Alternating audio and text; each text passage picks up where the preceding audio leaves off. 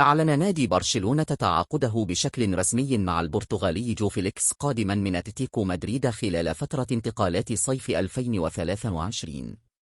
وخرج فيليكس من حسابات المدرب الأرجنتيني دييجو سيميوني، وبعد صدام بين الطرفين قرر البرتغالي الرحيل عن النادي العاصمي.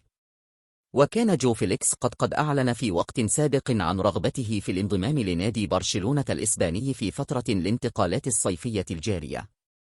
فيليكس كان انضم إلى أتلتيكو مدريد مقابل 120 مليون يورو قادما من بنفيكا في 2018، ولكنه لم يتأقلم تحت قيادة المدرب دييجو سيميوني في الروخي بلانكوس.